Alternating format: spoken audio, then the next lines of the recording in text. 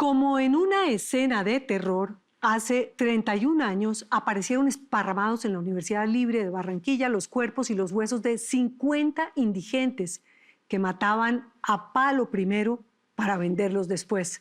Un negocio macabro para alimentar las clases de anatomía de los estudiantes de medicina.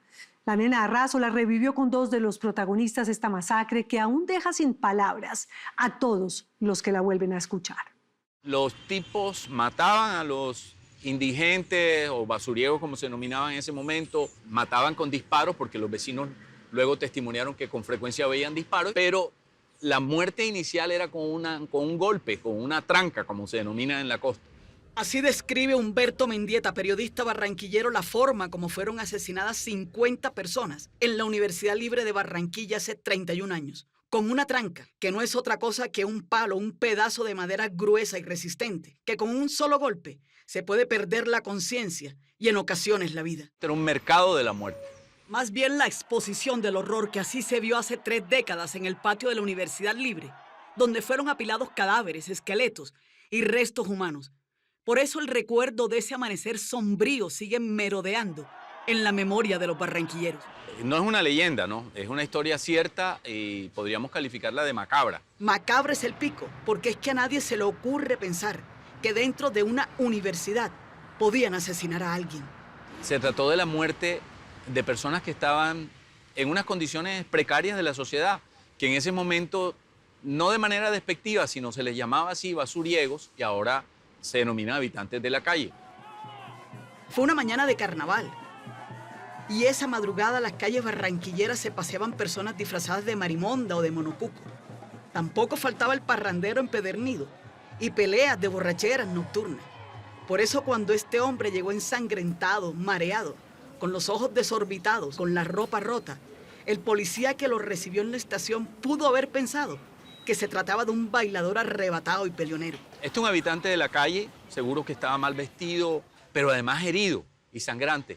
Un domingo de carnaval podía aparecer un borracho que se estrelló contra un sardinel y el policía podía no creerle si este tipo puede estar drogado.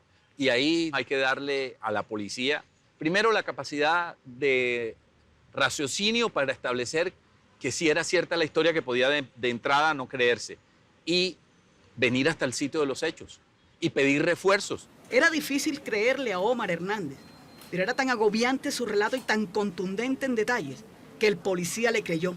Inclusive cuando le dijo que se había hecho el muerto para sobrevivir. Encuentran los cadáveres adentro. Encuentran los cadáveres, empiezan a hacer, digamos, un censo de cadáveres. El conteo. El conteo. Todos son indigentes por algunas características y porque además sus compañeros o amigos de oficio los reconocen. Hace 2 años no compran un cadáver. Sí, hace tanto. Entonces, o sea que hace 2 años esta gente viene matando gente. Medicina legal de la época y el policía le pusieron cara, nombre y apellido a tanto hueso desbaratado, a cráneos rajados y a cuerpos en descomposición. La policía hace una investigación con esos grupos y empiezan a tener una lista de los que desaparecieron con sus nombres, pero la mayoría se conocen por sus alias. Bueno, no alias, por sus sobrenombres. Sí. El Chucky, el... Se supo entonces que este reguero de huesos pertenecían a María Rosalba, que vendía tinto, a Miguelito, que recogía basura, Elizabeth, que consumía drogas de vez en cuando, a Jaime y el Guajiro, ambos recogedores de basura, la Caleña, el Barbas, Chupa. Sus rostros fueron reconstruidos en yeso por peritos de medicina legal de aquella época. Y así, y aquí, quedaron las caras, que es más que todo un retrato de la infamia. Se habían inventado un negocio, podríamos llamar un negocio macabro, que era el de asesinar a estas personas que, claro, también tenían un desarraigo. Era como quien dice, una población que no echaba de menos a alguien. Nadie los extrañaba. Sí, inclusive sus mismos amigos podían extrañarlos, pero podían considerar que se habían ido a otro gueto, a otro sitio, a otro punto. Lo que se sabe era que los mataban con el objeto de vender sus cuerpos ahí mismo. O sea, ese muerto tenía un valor. Ese muerto iba derecho al anfiteatro de la Facultad de Medicina de la Universidad Libre. En otras palabras, eran parte de la asignatura de la facultad. Los estudiantes no sabían la procedencia y probablemente con seguridad los profesores tampoco. Los profesores no se ocupan de ese asunto. Los profesores van al anfiteatro a dar la clase de anatomía o de las asignaturas correspondientes a tener que rajar un cadáver, hacerle todas las operaciones o intervenciones que se hacen para que el estudiante aprenda. Por eso no era raro ni despertaba suspicacia que los cuerpos estuvieran allí, metidos algunos en formol. Pero el relato desgarrador de Omar Hernández, el único que vivió para contarlo, causó esta conmoción que cayó como un balde de agua fría. Pruebas de los ¿Qué más pruebas que los cadáveres? ¿Y los cadáveres qué? ¿Fueron fabricados? Entonces nos callamos, la ciudadanía se indigna. Además, en pleno carnaval, la investigación y el juicio cautivaron la atención de Barranquilla y de casi todo el país. Se iban lanzando las conclusiones y la responsabilidad fue atribuida a los celadores de la universidad. Los tipos mataban a los indigentes o basurieros, como se denominaban en ese momento, o habitantes de la calle, y le vendían esos cuerpos a la universidad. La universidad como estamento no sabía la procedencia, excepto alguien que pagaba, y ese dinero salía de recursos oficiales. Este dato lo tenemos a partir de la confesión de los vigilantes, eran los celadores. Para tener esta asociación para delinquir tenía que haber una complicidad entre todos. Durante el proceso quedó demostrado que ni estudiantes, ni directivas, ni funcionarios, ni maestros tuvieron que ver con esta secuencia delictiva. Solamente habría sido una idea criminal entre la guardia de la universidad. Ellos confesaron que les pagaban 120.000 pesos por cuerpo. Humberto Mendieta recuerda con precisión cada detalle. Fue de los primeros en llegar porque vivía a 2 cuadras y el alboroto de patrullas y de policías lo alertaron.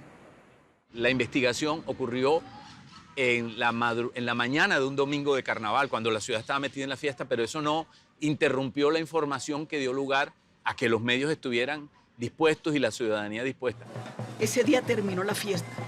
Aquí no pueden haber ciudadanos y no ciudadanos. Y Barranquilla entera estaba furiosa. No son locos los que están matando, son gente capacitada, lo mismo que nosotros. Lo que pasa es que ellos se desvienden con su cartoncito. Y de luto. Este era un hecho repudiable que no se podía ocultar.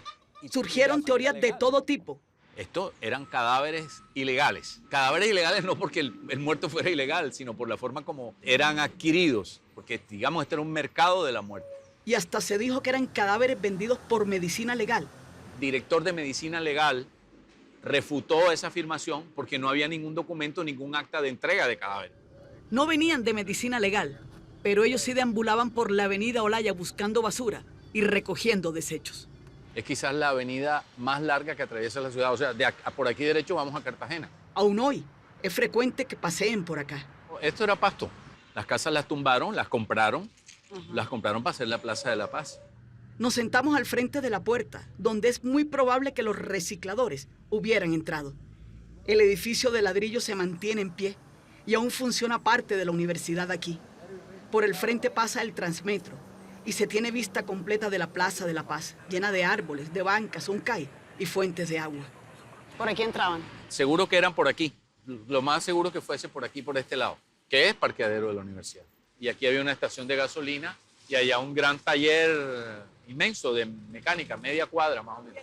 Miguel Bolívar Acuña es abogado penalista barranquillero y era nada menos que el defensor de Eugenio Castro Ariza, el síndico de la universidad, que puede ser un equivalente a un gerente administrativo. Y todo porque él firmó los cheques que habrían pagado los cadáveres.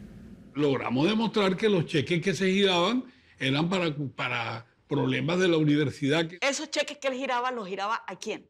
Él giraba los cheques a la Facultad de Medicina, porque es que los cadáveres eran para la Facultad de Medicina, para el anfiteatro, se llama así, donde iban los estudiantes. Y si bien el dinero para comprar muertos sí salía de la universidad, lo que tal vez quedó faltando por saber era por qué terminaba en manos de los vigilantes. ¿Por qué pagaban por los muertos? Los basureros que iban a recoger la basura, les entraban y les decían que le iban a pagar para que recogieran la basura. Y efectivamente le pagaban y después lo mataban. Eso fue lo que investigaron. El jurado de conciencia de la época condenó a todos los implicados. Como autores, porque decían que habían encontrado el cadáver, que ellos estaban allí y que ellos eran la persona, el que salió corriendo, Sí. dijo que él lo iban a matar a ellos. Pero un fallo posterior del Tribunal de Barranquilla absolvió al síndico y a un Miguel Bolívar, que también ha incursionado en la política, pero le gusta más el derecho. Considera, en su opinión, que ni siquiera los celadores tuvieron que ver con esta masacre. si yo hubiera sido el abogado de ellos, hubiera encaminado la diligencia a demostrar que llevaban las personas muertas y ellos pagaban, porque ellos sí pagaban adentro. Pero no es lo mismo pagar por un muerto que matar a una persona. El juicio determinó que los vigilantes sí fueron responsables.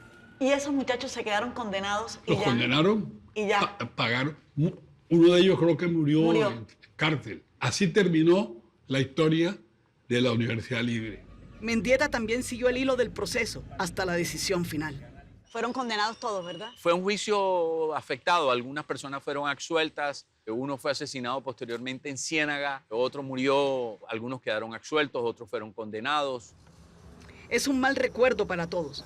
Es una de esas tantas cosas que jamás debieron ocurrir. Es una organización criminal. Este era de unos pesos, pero era criminal porque eran vidas.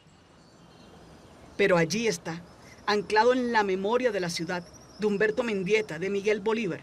Fueron hechos pues horripilantes y que la ciudadanía, no solo en Barranquilla, en el país, trascendió fronteras, porque evidentemente no estaban las redes sociales aún, pero estaban los teletipos y estaban los noticieros internacionales. En un cuarto de medicina legal de Barranquilla, sobre una repisa, un estante con los rostros reconstruidos de 16 personas que fueron molidas a palo limpio o con disparos certeros porque pensaban que a nadie les importaba. Pero se equivocaron. A muchos nos sigue importando y por eso vale la pena recordarlos. Los rostros están reconstruidos por técnicos de medicina legal, ¿no? La reconstrucción de los rostros de las víctimas, de algunas de las víctimas. Porque basura no eran ellos, sino los otros, los que apretaron el gatillo o los que los levantaron a palo una noche de carnaval.